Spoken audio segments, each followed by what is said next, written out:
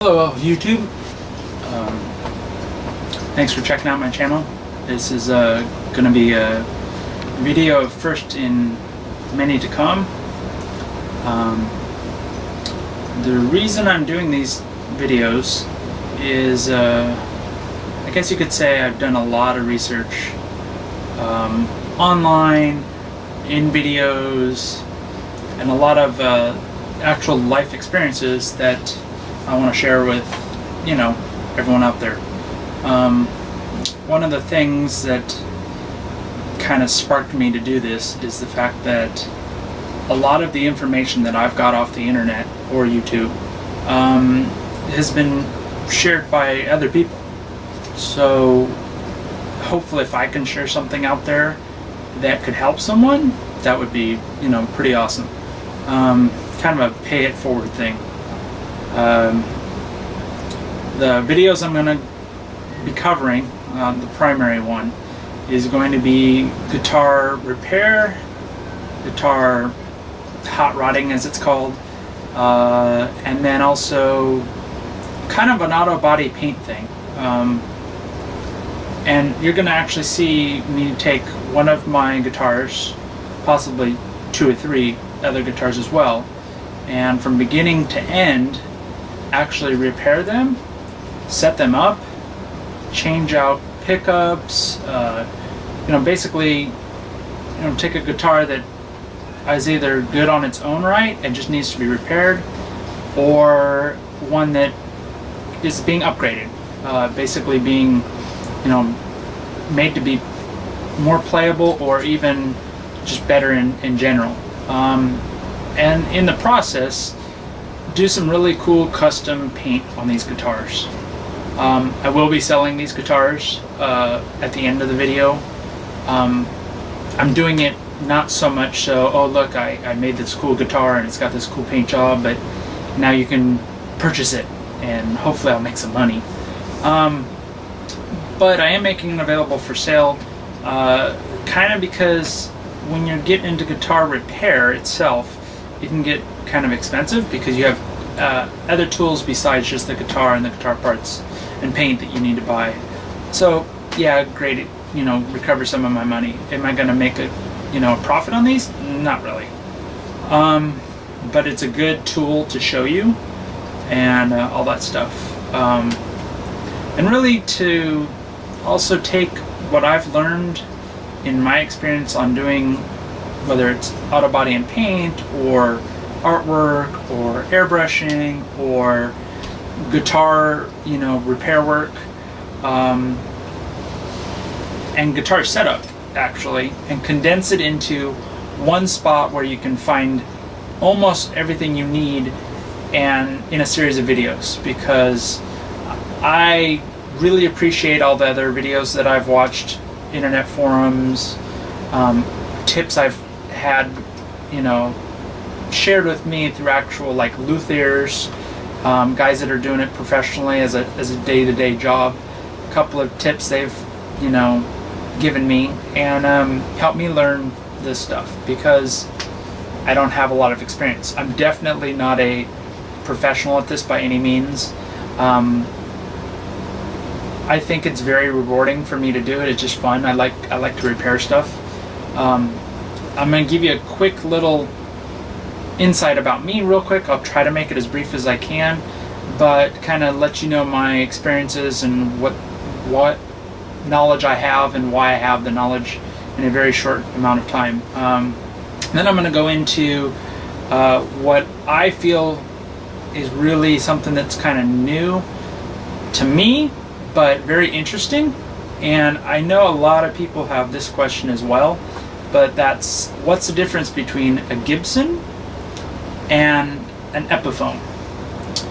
But before I go into that, because it'll probably be a multi-part video, I'll real quickly tell you about myself. I have always been an artist. Since as long as I've been holding a pencil, I've been into art. And I've been a self-taught artist. I've been a self-taught a lot of things. Or I've had people instruct me. But I've been in auto body and paint. I've painted motorcycles. I've painted cars. I've painted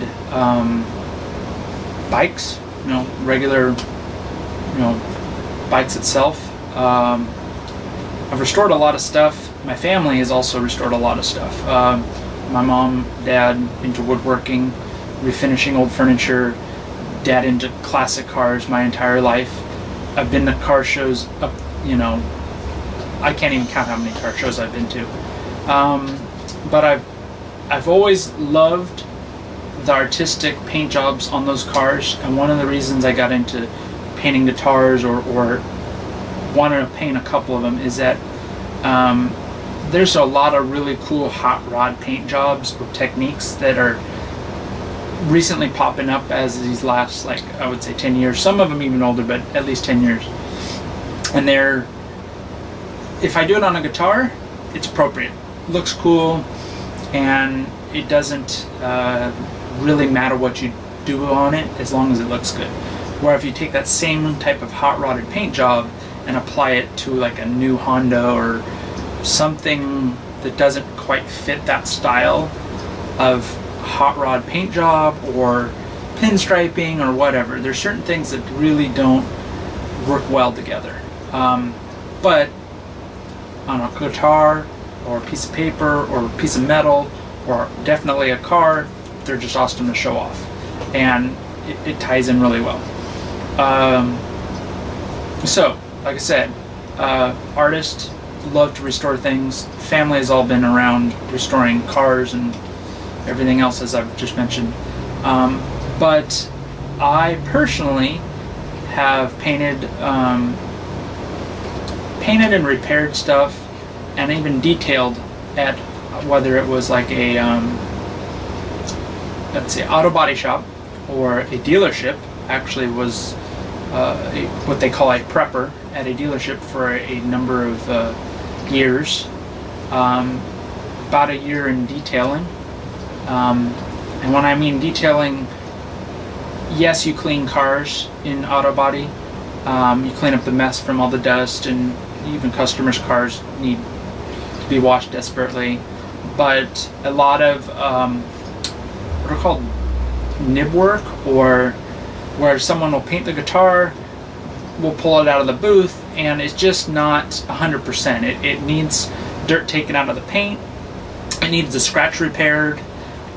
Stuff that you can do with sandpaper and buffing and good lighting and good, waxing and everything. But it's, in a lot of terms, it's called color sanding and buffing.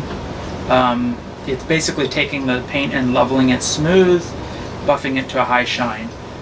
Something that you can actually see is done on guitars. They do it in the factory, and they do it primarily through, instead of hand-cared, slow, meticulously done, they do it with belt sanders and everything. And by doing it by hand, not the buffing part, but the actual sanding part, you'll get a better finish. It's a little bit slower, obviously. That's why they wouldn't do it in the factories without belt sanders and everything, because it's just too slow. But when you do it on your own, it's really very, very nice. I don't want to go into it, but just to mention it, one of the reasons that you will pay more for a paint job is, the quality of the paint. If you get a good clear coat, it's going to be a lot more expensive than a cheap clear coat put on your car. But a show quality paint job isn't so much how well it's sprayed, it's the extra man hours that they put into getting this paint job absolutely as smooth as they can, from the paint itself being applied to the color sanding and buffing that is required to level out the paint. So one of the things, again, I'm going to share with you, I don't want to go, I'm kind of already getting off track into all the auto body and paint just yet. I want to go into the difference between a Gibson and an Epiphone. Before I do this, I will tell you, I'm new to guitars in general as far as playing them. I'm learning myself. I've maybe got a year so experienced in the actual playing and setup part, but I've got probably about a year or two in the actual painting and repairing and stuff. Maybe 3 or 4 guitars, but me personally, I own 1, 2, 3, and I own one other Epiphone, so I've owned 4 to 5 Epiphones. I've got a couple of them that I don't have on me here. They're out actually in the shed waiting to be repaired, which you'll probably see them in a later video. And then I've got one Gibson. Now, I spent hours and hours and pretty much been annoying, to other sales reps at, the general guitar store. I don't want to use any names, but I've done a lot of looking at guitars, getting ideas and everything, and then figuring out, well, why does my frets buzz and this and that, but that's later on. But I've personally had hands-on a lot of the Epiphones out there. I really do like them. I'm not going to steer anyone away from buying them. I really think that you can take an Epiphone and make it better, but in the meantime, as long as it's set up and you're learning to play, or if you're not like making a living or going out and gigging or doing music on a professional level, an Epiphone is fine. I'm going to show you the differences that I've seen and actually up close. I'm going to do my best to try to get in there and really capture what I'm trying to get across to you, to show you things that you can compare using my video, which you might not be able to do at a guitar store, so you can see the differences in quality and what to look for if you're purchasing either a used guitar in general, or whether it's an Epiphone or a Gibson or whatever. I'll probably have to break this into two-part video, which I definitely want to cover a lot of stuff. So with that said, I'll show you a couple of guitars I have. Some are done, some I'm not, they're mine, I'm keeping them. And then I'll pause this video, do another one, and go into really the ins and outs of the difference between the two. Before I cut this video, I will tell you what you are paying for is, yes, a couple of upgraded components on the Gibsons versus Epiphones. The bridges, the tuners, the pickups, the pots, and all that stuff, and I'll get into that more, but you are really, really, really paying the price from the low-end Gibson to the higher-end Gibsons.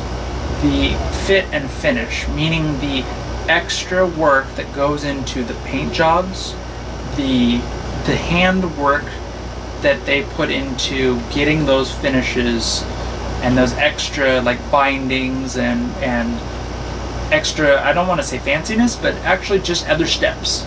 There's more steps to a stripped down Gibson or Epiphone or whatever than there is to a very shiny, really meticulous, finish on these Gibsons.